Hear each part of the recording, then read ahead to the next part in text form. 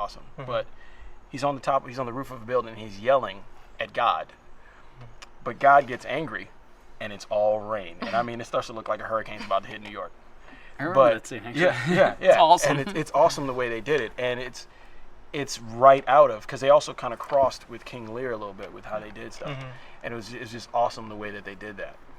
And you made me think directly of that. And that's a brand new modern thing that has a Shakespeare touch to it that people are still using. Like Sons of Anarchy. Like I was going to say, that whole show is King Lear. Yeah.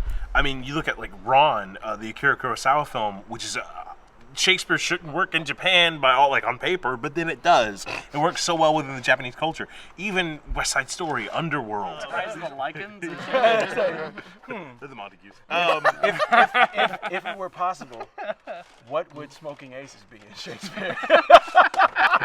It's Hamlet. I just figured we'd ask that question. I'd like to move on. Thank you. I figured I'd pose that question. We were there. All right. It's a good moment. So Keith, what about this project? What is it? What excites you about this project? Other than seeing your beautiful face every day. It is pretty much the reason anyone... Yeah. I mean, it's the reason why I wake in the morning. I'm sorry, I'm chewing crushed ice like a pregnant woman. Oh. We're gonna cut that out. So anyway, if you could say the question. You took it. What excites me about this project? Well, to work with all you pretty people is pretty awesome. But I don't know. It's okay. So here's the deal. I mean, I think like the majority of us here came up in theater, and then since then I've sort of gone more of the way of film. But every now and then I have the urge to go back and get those feelings again, right? I feel the same way with Shakespeare. I feel that is a place I'm more comfortable, and I miss. So the opportunity to sort of pilgrimage. Yeah, 100%. Like it almost feels like Shakespeare going and Taking a Hodge to Shakespeare. and so to sort of be a part of that process in a film is really exciting, and it's not an opportunity as a film actor that you get a lot. There's not a lot of Shakespeare productions happening in Atlanta, film-wise. So that's exciting, and it's exciting to see. I have the utmost faith in the people that are responsible for it. You as a director, the three of you as writers, and Jay Todd is just being a cool ass mother. Shut your mouth. I'm just talking about Jay Todd. I can dig it. I have the utmost faith and confidence to see what can happen and what we can achieve, really. So, yeah. What about you, Emily? With the adaptation. With the adaptation that we're working on, the idea of translating the experiences of veterans returning home and trying to reintegrate into civilian life is something that I feel like is incredibly relevant to a lot of people, and it adds a layer because that was Othello. It's kind of a problematic play for me because it's sort of like, dude, chill the fuck out. Like, what is your problem? It's a handkerchief. You need to calm down. But that's your biggest problem with the whole thing. The handkerchief. Okay, I'm trying to condense, distill my issue with it. Handkerchief. But I love that layer of that why he's so complex and why he's so troubled and why Iago is able to manipulate him is because he's still having trouble fitting those pieces of his life back together. And so I think that that's something that's very unique, and it adds a different flavor to this ancient story. The reason it's called classical literature, or the reason that we do classical literature, is because it seems to be useful beyond its time in which it's written and done, right? And I feel like even though there are certain aspects that were sort of problematic in the time for now, there are certain human interactions that are still valid because Shakespeare was so brilliant at making the phenomenon of the play the central way in which everything interacts. So he was bringing in stuff from his own life, but the play itself is based on these balances, and I feel like those balances do transcend time. And there are aspects of what the Elizabethans felt about Othello and Iago that do transcend, but they fit in different words and different categories. And I feel like this adaptation does an excellent job of updating that, and it's a great opportunity to prove that Shakespeare not only does transcend all times, but just to get to do that. I mean, that's incredible, and I really want to be a part of it. What about you, J-Todd? I grew up in politics. I've seen a lot of the political stuff that's in there actually play out. And it'd be interesting to take those life experiences and actually bring them to the table from what I've observed from being a kid all the way up to manhood. You know, watching people decide. I mean, I've seen politicians in New Orleans before they had political aspirations, you know, just working on campaigns, just as a volunteer. And I've watched them turn into a politician and then grow in the public eye and in the private life. I've seen those meetings where, you know, you go to a press conference and everyone's talking and, you know, here's the information, blah, blah, blah, blah. And then I've seen that meeting right before or right after that press conference too. I mean, I know that world. And it's just interesting. I've been waiting for an opportunity to do something where I could be like, haha, and let that thing out. Well, even that in of itself, like the political realm itself is very manic. Yeah. It's very one way in one room and then one way in another room. There's no way I can ever run for office. Yeah. I can't run for office. I had a problem just running for office for the Black Student Union in college.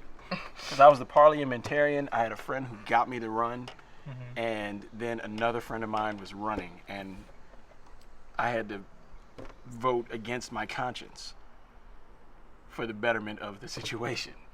And I hated that. And that was just for a 4-year school.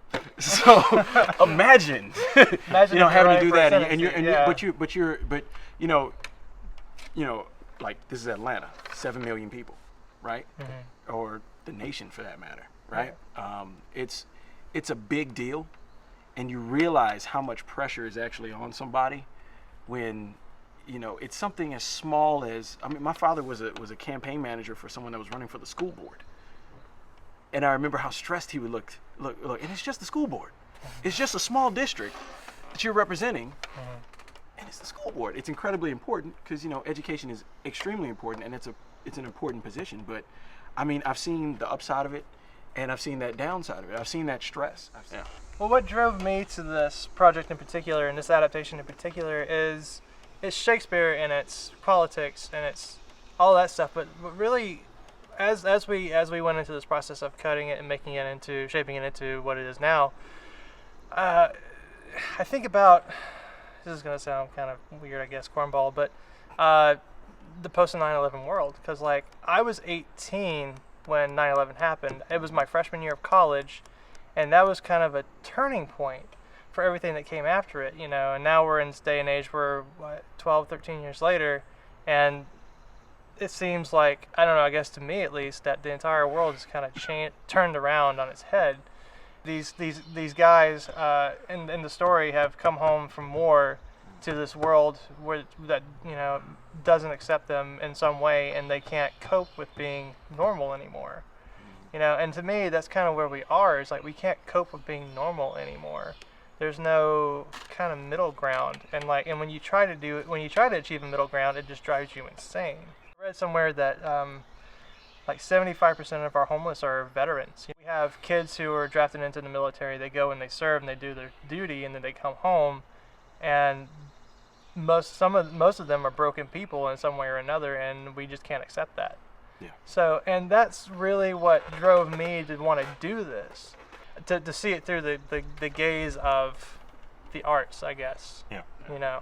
Well, I think there's this definite thing about within the original plan, definitely with what you guys have done with it, this idea of consequence, right? And that's sort of very applicable in a 9/11 world. I think we all were growing up when that happened, and so we effectively saw what happened, and we could see the consequences and the resulting actions that happened afterwards. In Othello, and with these soldiers and this idea of PTSD, there's all these people that went to go take care of something, and how does that affect them? What are the consequences of what they experienced there? Which is also an interesting sort of parallel to, like, Iago makes this decision, puts a plan in motion, and then what are the consequences of that are going to happen? What unfurls afterwards? And that's always an interesting sort of topic. And the other thing is that, you know, to me, in this story, Cassio and Iago and Othello, they're all in some way or another suffering from some level of post-traumatic stress disorder, and it's all about what their coping mechanisms are. and like cause Cassio, in the original play, Cassio has a problem with drinking and stuff like that, and Iago has this vice that he gets through the day with, and then to me it's like Othello, his crutch, I guess, is Desdemona. How much stock do you put in someone else, and then how much needs to be done to make that falter, to shatter that, and that's also and that's the thing about it being updated. It's 500 years old. Yeah. But that's exactly what Iago is doing. Yeah. He's like, I did this work in the military. I come back to civilian life. This is what you do to me. Like, I'm here. Screw you, man. I'm going to do this. And he specifically attacks intentionally the things that are his rock. He says so. I think we forget is that, war is something that's been happening for a long time. And so even... Since we came out of the cave, we've been throwing rocks at each other. And, the rocks changed in their speed and velocity, but still, like, even Homer talks about what we would now diagnose as PTSD, of soldiers coming back from the war and not knowing what to do with themselves, and going crazy on the streets. Like, that's an idea and a condition that man has faced for years. Interestingly, not going crazy on not the going streets. crazy That's on the the other thing, streets, is that the fear that they might. Yeah. And I think that's the thing that makes Othello, which originally Othello was a scary guy for not so politically correct reasons. Now, in this context, Othello is a scary guy. Again, not necessarily politically correct, but because, he's a veteran, we don't know what he might do. It's a ticking time bomb. But that's a real thing that people concern themselves with. Whether or not it's valid or fair, it still exists today. Yeah. So... There's a certain level of hyper functionality that you have to have in a war zone, and to come off of that, and to just go to the supermarket, and like there are people who have come back. Their job was to drive on Iraqi roads, and they come back, and if they're in a traffic jam, they're looking around squirrely as hell, and you're just on 285, but. It's this thing of I got used to it being this way. Life was comfortable. It's how I survived. Yeah. Now I come back here. I don't have to do that. Now I have to realize I can still survive just by standing here and calming down. And it's hard. That's hard to adjustment to make when you've been shot at, when people around you have died. My one of my best friends, his father's a Vietnam vet. I had no idea. I sat down and talked to him for some scene study stuff, and I had no idea. Like, and it's just, it's a different level. He's a deacon now. You would not know. Yeah.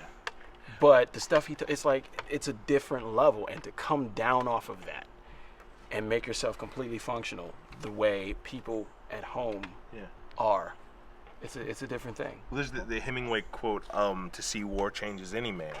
And and it's a very true thing. I mean, some people can come back from war and they can adjust well, and that's amazing and it's wonderful. Some people have a harder time. No matter what, that experience changes you.